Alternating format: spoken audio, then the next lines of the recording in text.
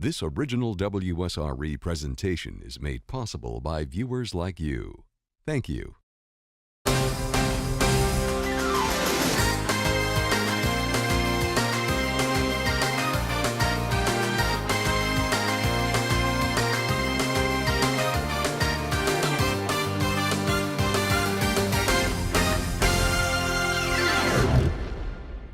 Hello everyone, I'm Rameca Vincent Leary and welcome to this edition of Pensacola State Today. Imagine this, you're an employer who has numerous jobs that need to be filled, but finding qualified candidates has been a monumental struggle. What do you do? Partnerships can provide a sea of possibilities. In fact, the good news is Pensacola State College works with many businesses while equipping students with career and technical educational skills to help meet workforce demands. So get ready for an exciting show that will explore these possibilities and much more. As we start the discussion, I'm happy to welcome Dr. Ed Meadows, president of Pensacola State College. He's joined by Michael Listau, department head of Applied Technology and Professional Services. Welcome to both of you. Thank you. Dr. Meadows, I'm very excited because our viewers are going to benefit so much from this broadcast.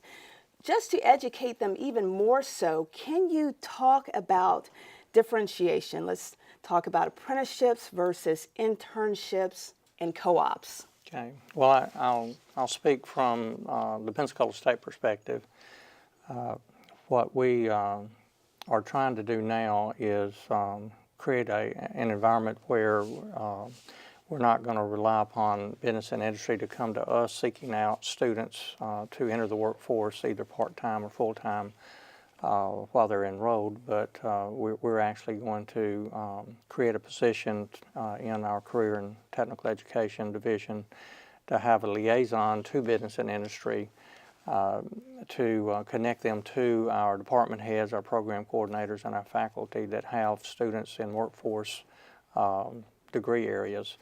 Apprenticeships is something that the governor is very interested in, and he is allocating $10 million across the state to enhance apprenticeships. We do not offer apprenticeships, but we do offer co-op, and we do encourage internships. Our co-op program, which Michael and Mike Cannon will speak about a little bit later, is actually embedded in our curriculum.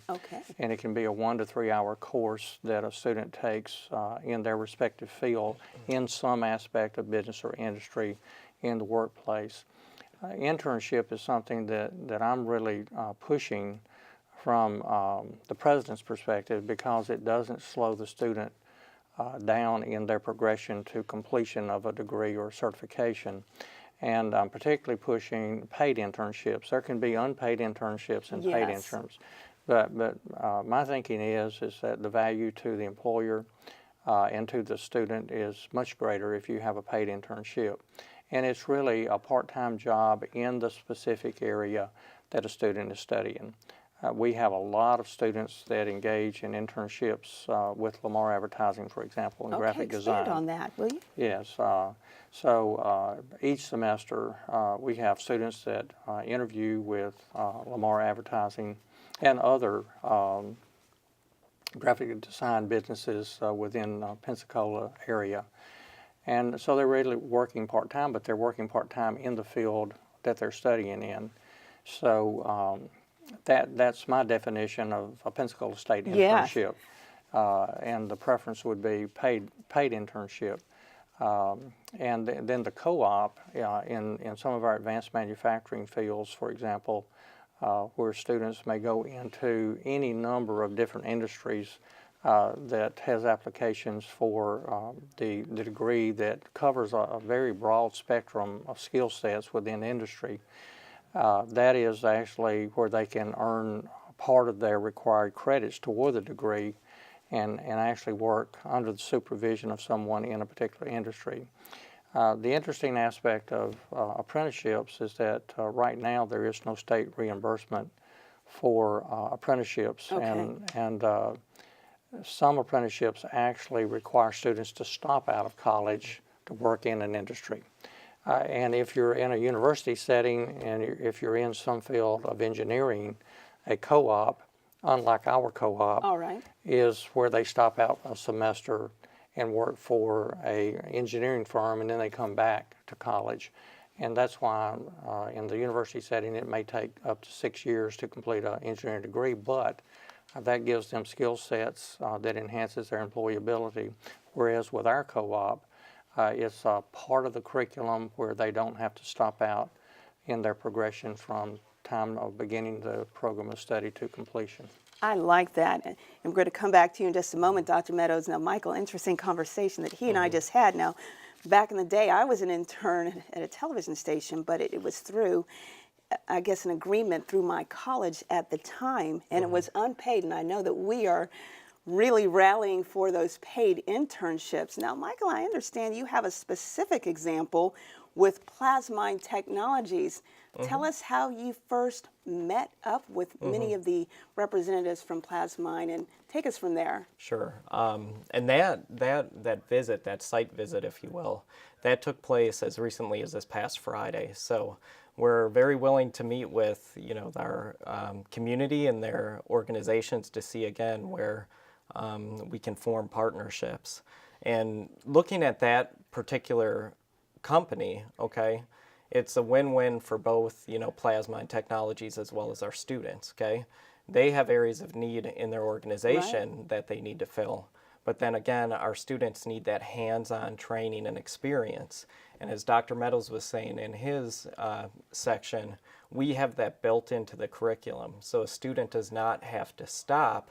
They can go continue their education and hopefully get that paid internship experience that not only gives them the hands-on skills, but also leads to that experience that employers are looking for. Because in addition to the degree, they're also looking for, the experience that the student brings.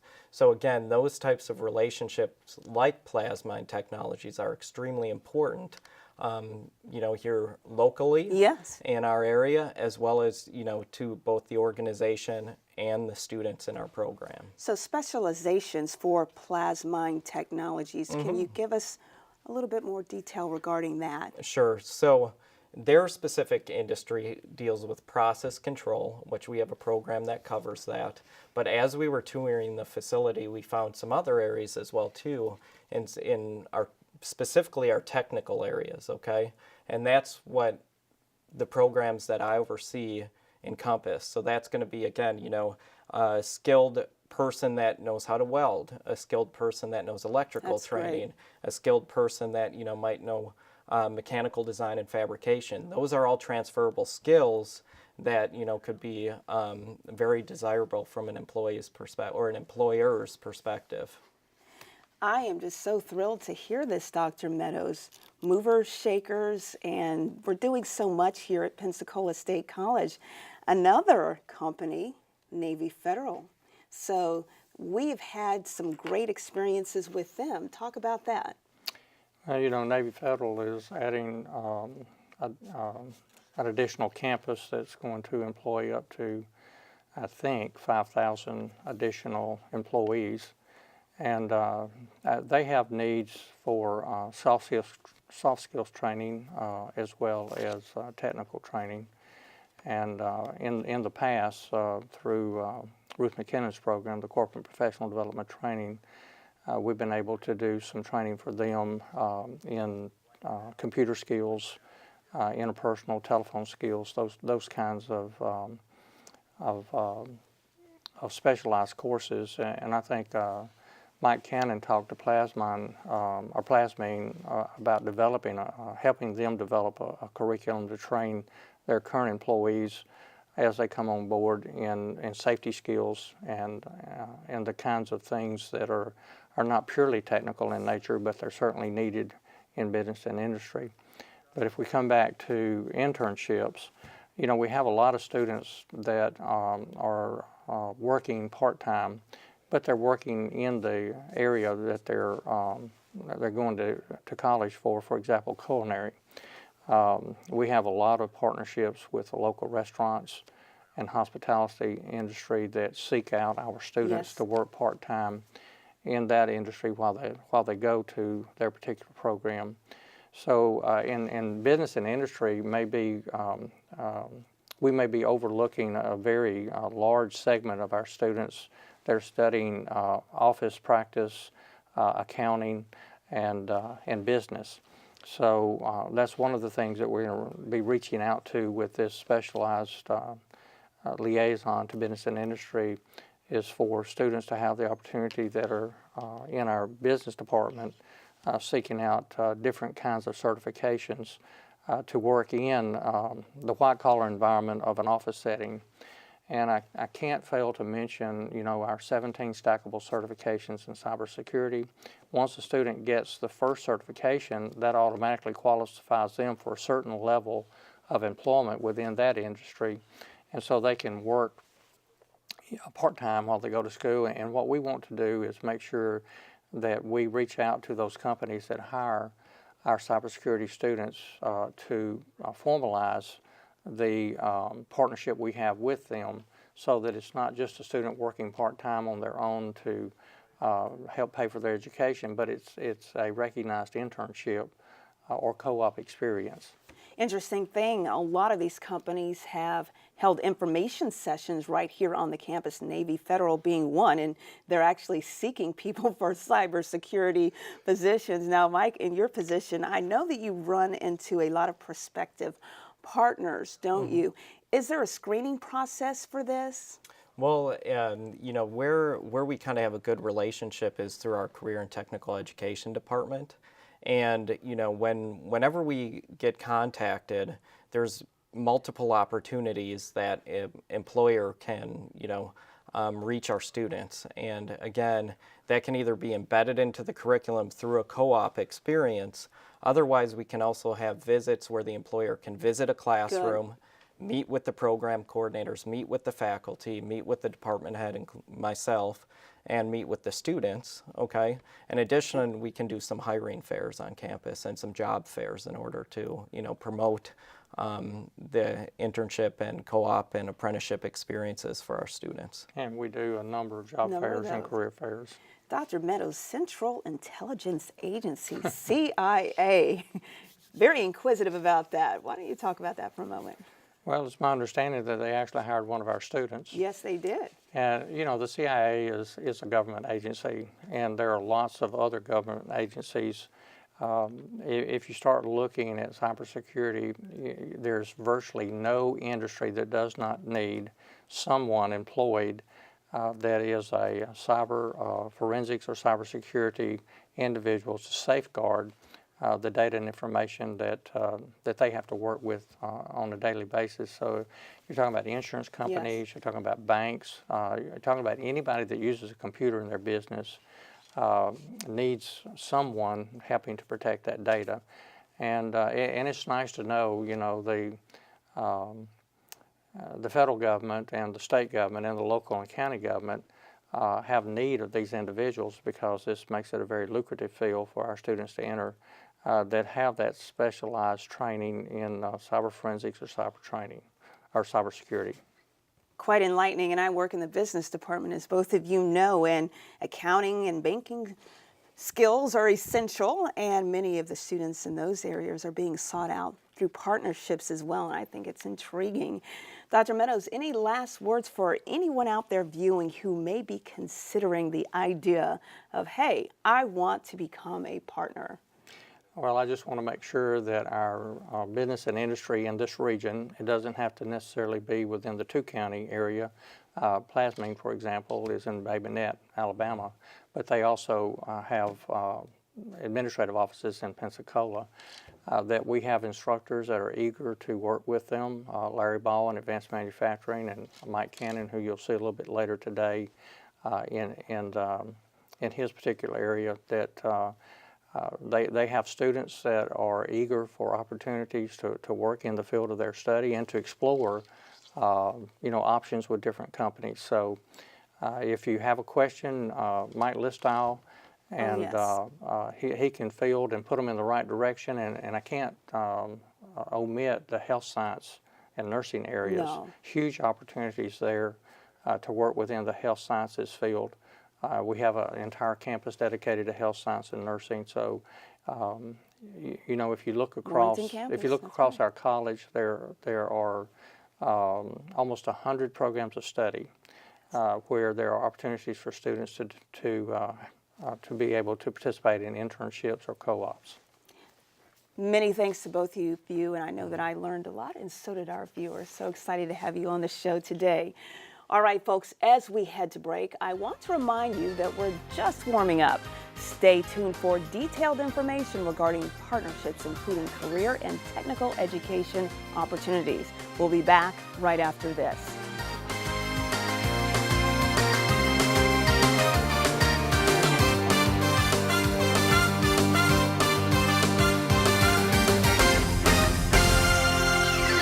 Hello, everyone. During this segment, we're glad to welcome back Mike Listau, Department Head of Applied Technology and Professional Services. He's joined by Mike Cannon, an Assistant Professor in PSC's Engineering Technology Program.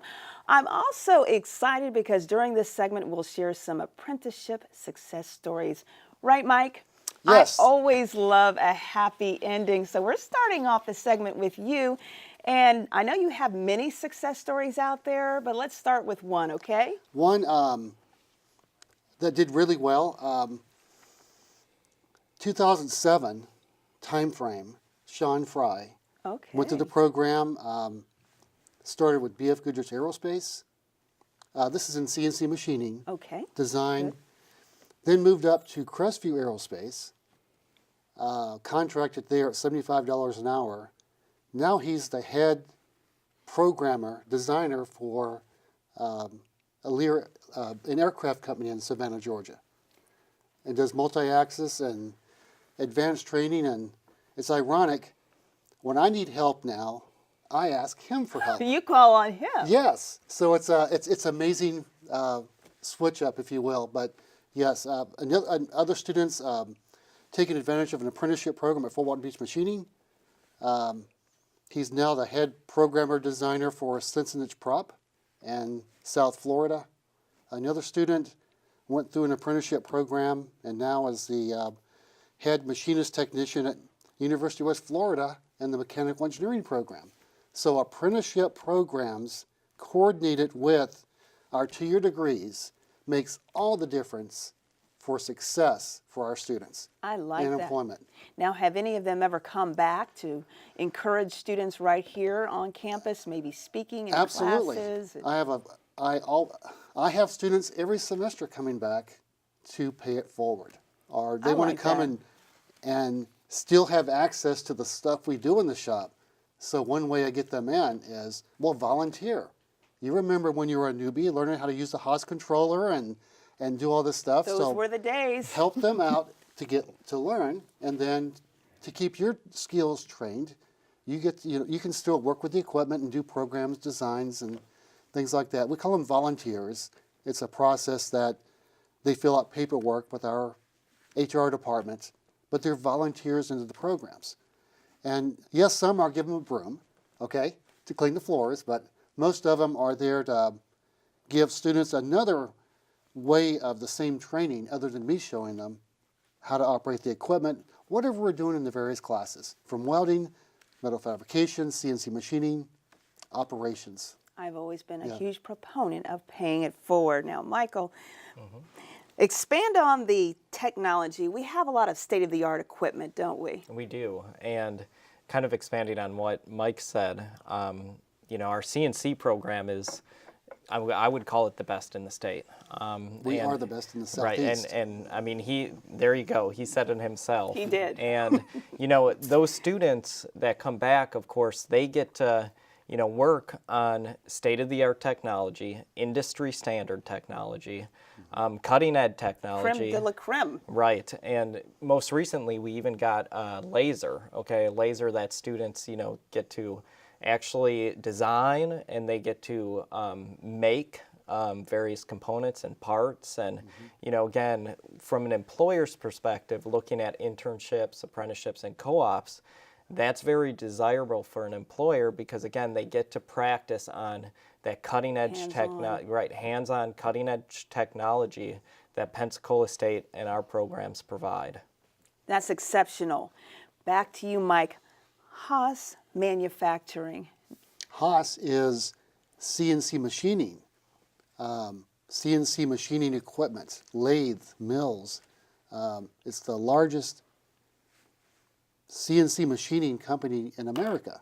They make machines that are sold worldwide. We partnered with Haas around 2004. We're a Haas educational training center. We've invested in Haas technology and their equipment. Initially, they offered to give us 2 machines on loan for a year to get us started. It was an endowment, and then 2 years after that, they sold the machines to industry. We bought one of them, and that's how we got started with having real Haas CNC machines or real machines in the program. And with that Haas educational training program, local industry comes to our college, and they demo on the equipment, or the sales rep will show them the equipment. We try to stay current with the machines, and then that employer or company, when they buy the machine, we can provide them with trained students, or their employees can take classes to get the training using that equipment. So how many students would you say have gone through that training? I guess 2004 time frame, we have averaged 15 students, 15 new students in the program every semester. Okay. That is great. Yes. I really like that. Now, Michael, students come to see you all the time, and when you interact with them, and I'll be honest with you, sometimes a student might say, well, am I the right fit for this, or can I even do this? How have you motivated students that have come through your doors in this respect? Well, and it kind of goes back to what Mike was talking about with the technology and the equipment. It really is, and I think Mike uses this term all the time, is that he gets to play all day. He gets to play in the shop. So much fun. Right, and students get to do that. And it's because of the cutting edge equipment and the technologies that we have, made an investment in as a college, that can be very appealing for a student. That, again, if it wasn't for our programs, they would never have the opportunity to operate or run equipment like that. At the same time, where I think that it becomes a win-win for both industry as well as the college is, from the skills that they're learning at the college as well on site in industry, a student can also explore, different areas that they may have never even known that they've had an interest in too. Going back to our most recent purchase with the laser, that laser allows so many different functions that a student can end up going, so many different directions as far as if they want to start their own business, or if they want to work in industry, or if they want to specialize in an area. Again, our equipment and technology allows students to do that. So as far as motivating, that definitely is a big, conversation that I have a lot of times with students that are interested. And, we encounter students that, might be starting off for the first time, but might be switching careers as well too. So again, that's kind of, again, it's our playground is what it is. And that's what we kind of refer to it as. And I know Mike does in his area.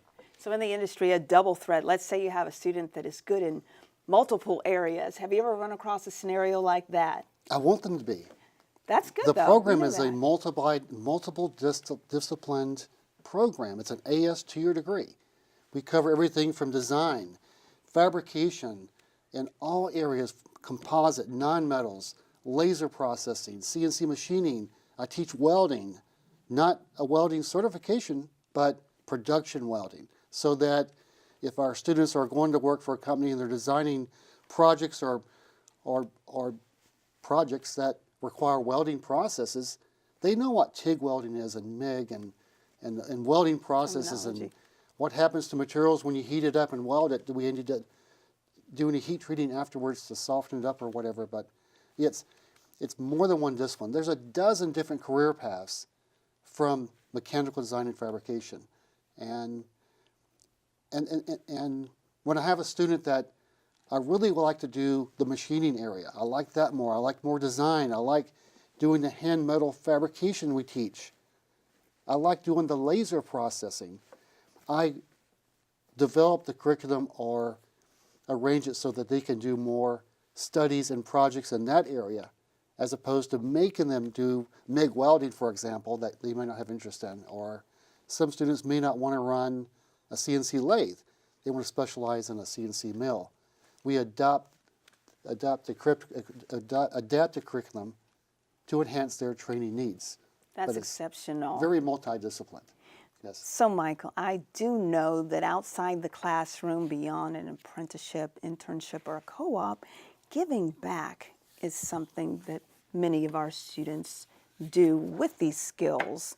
Would either of you like to comment on that, beyond the realm of those three things? Having a student graduate from a program and being successful by means they can start a family, they can buy a house, they can have a quality of life that they worked to accomplish. Have them come back and to share that with us, and to come back and share their experiences with our students to motivate them to work harder is, I guess, the best way I could answer that question. I agree. Exceptional. Now, Michael, there are a lot of people watching the broadcast who are really getting a lot of questions answered, and I think that's always a good thing because both of you have really laid it out so well. But just some parting words for anyone who maybe isn't enrolled yet as a student at Pensacola State College. From your vantage point, what would you tell them that, yes, they can do this, they can get into these programs? Well, and I think, this whole segment touched on just the multiple areas and disciplines and resources that we have to help students, okay? So number one, I believe that my contact information as well as the career and technical education contact information is going to be shared. But reach out to us, and with that, again, we experience students of all different skills and abilities and, backgrounds and ages. Absolutely. That again, if they want to become involved in our programs, there's definitely a spot for them. And the point I want to just drive home too is that our programs too are designed in a way that, they can get through them quickly. An AS degree program, you're looking at 2 years to complete. So again, 2 years time, again, and if we can continue on with our internship and apprenticeship co-ops, ultimately, we could have students working, getting paid, graduating, and then getting a job. Thank you both so very much, and our viewers will Thank also you. thank you as well. Now, folks, this has been such a rewarding show, and I want to thank all of our guests for joining us. To find out more information about partnerships, including career and technical education opportunities, log on to the websites we're displaying right now on the screen. I'm Rameca Vincent Leary. Thanks for watching, and remember to keep it locked in right here on WSRE PBS for the Gulf Coast.